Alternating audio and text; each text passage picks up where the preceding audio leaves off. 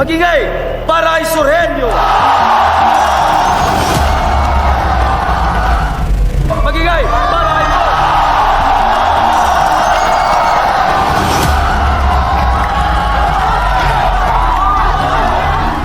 Sikat na daw tong si Thomas sa pagbabaliktad niya ng letra. So ikaw pa lang nagpauso niyang Lodi Pet Maluat Werpa. Lodi. Pero wala akong pake kasi para akong bote ng Hinebra.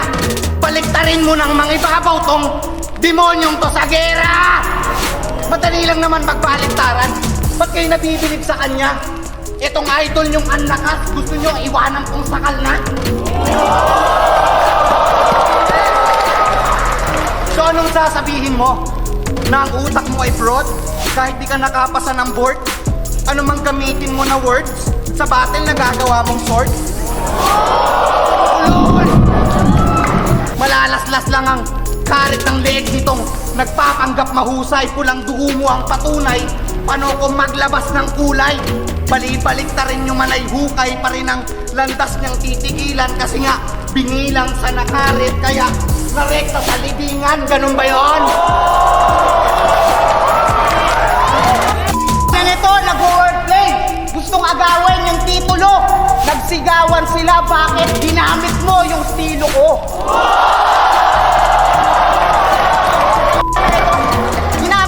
Ko parang gumaya lang ng thesis ko. O magaling ako magbaliktad at alam nyo ng misis mo.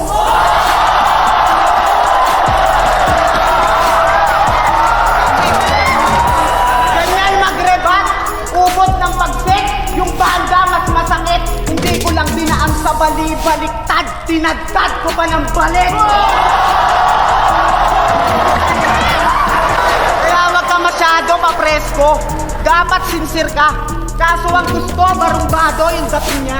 Kala mo naman astig ka porque bordado ng tinta. Naglagay ka pa ng tir-tir, gago, nagmukha kang chichirya. Tinawag pang henyo yung sarili. Mukhang nahihibang tungkumag. Di ba dala lang naman ng bisyo yung lumilikot mong utak? Kaya yung proseso mo sa pagsulat sa larong piko maitutulad kasi kailangan mo pa ng bato para lamang makausad. Oo, adik! Talino mo hindi likas, sa droga lamang kumakapit. Kaya anong surhenyo? Baka surplus kasi sobra ka lang naman sa gamit. Eto na ba manok nyo? Mahilig din sa kak? Pwes wala tong tsansa. Itlog lang yung porsyento. Habang wala akong pake sa meron o sa wala, basta ako yung hindi nakukontento. Kaya mali kayo sa pagpili ng manok. Kung si Surang bet nyo kasi kung malader din natong duelo. Tandaan nyo na hindi pwedeng panaabong tong hen nyo. Ginagaya ko daw yung estilo niyang baliktaran. Ito pumapalag pa rin. Hindi ko ginagaya yan pare, pinapakita ko lang na madali at yan ay kaya kong gawin! Pansin nyo ba ang laging sabon ng mga referensya nito? Champion, Grease, Street. Umamin ka ngang hinayupa ka, rapper ka ba o labandero? Ganyan ka ba manabon ng iyong kalaban? Isang malaking kabulaanan pag ako gumamit ng bareta? Meron na akong taong huhukayan! Pinagbintangan mo pa si Apex na nagpapasulat siya sa laban. Matagal na yung may pinatunayan. Ikaw wala kang katibayan. Dinalimpulan pa sa breeze para talagang paniwalaan. Tama lang na ginamit mo'y sabon kasi yung storya mo bulaan.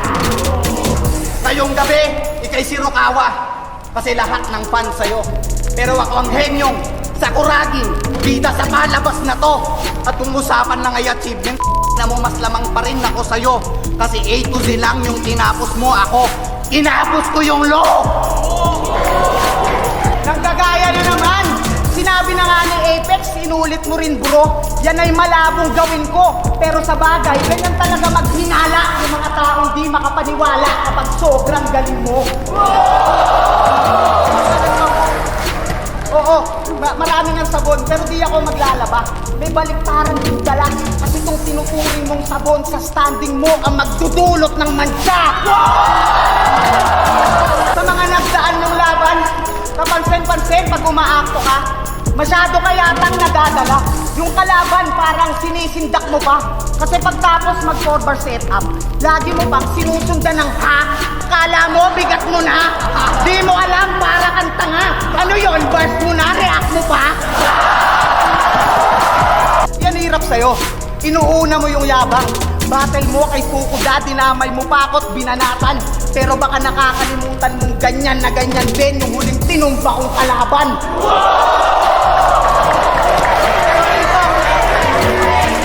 Pero rito, agad naman siyang humingi ng paumanhin at palihim ng binulong. Na si Price tag talaga ang may gawa nun para daw yung hype dumagunggong. Kaya pala nagulat na maraming tenga. Keso yung improvement, umusbong. E paano nga namang magiging kasurpresa kung sa sulat ni Surprise yung dumugtong? Yan ang sinasabi ko pag sa comment ka namumuna. Yang sinasabi mong pagpapasulat ko kay Price Tag, masasagot ko na. Kasi pagkatapos kong tapusin tong undefeated na to, isusunod ko siya!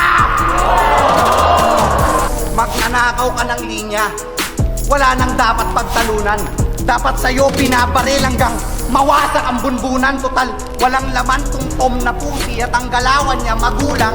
Dapat putukan to ng mabuti, baka sakaling matauhan. Ha? Ngayon natin malalaman kung kaya mo pa man nakawang isang bagay na hindi mo na kaya pang gawin. Ipapamukha ko sa'yo na puro ka lamang nakaw na bara, pero hindi ka naman talaga magaling. Magaling ka lang naman kasi mag-twist ng words, pero di mo talaga kaya mag-twist ng tongue. Teka lang. Bakit pa nga ba ako magra-rap skills? Hindi mo naman kaya yung gano'n. At saka ayoko na ipagpatuloy, baka nakawin mo pa yun. Magiging memorable to sa buhay mo. At magiging history na din. Kasi ito ang unang talo mo. At di ka magkakampyon aning. Ano mang gawin mong pagkalimot dyan ay maaalala mo pa rin. Pagkatang alaala ay alaala kahit pabalik ta rin. Oo, marami ka na uto. Kahit yung mga gimmick mo ay parang di mo naman yata nabuo. Kasi nagdala ka nga ng Milo, pati Samyang. Pero di pa luto. Ang tanong, nasan doon yung pakulo? Pero seryoso, gumagamit ka pa ng mga product stuff para lang maging habay at yung punchline tatatak. Pues pinakita mo lang yang kakulangan mo bilang wak. Gumagamit ng props na nasa sachet para lang masabing nasa pack. Pero tong tao Gama Fratman na umi-NBA reference, pues kahit nasa iyo pa yung ball possess, ito'y tila huling segundo ng 2016 finals. Di na ako kayang talunin pa ng tres, kaya kahit magaling ka pa na scorer, depensa ko pisikal, ako yung pikon mo naka-bowler. Pagkasapak, sa pool yung teardrop, parang nabuta tayong floater. Oo, tinalo mo si Batas, pero nakianagram ka lang din fittingly. Nakigaya ka lang sa pinaingay kong palabas, magaling ka lang sa mimicry. Habang ako yung baguhan na mas, tumalo ng malalakas sa buhay killing spree. Kaya ako ang tunay na Benji Paras, Rookie of the Year plus MVP. Boto ng Horado, 7-0 para kay Mon.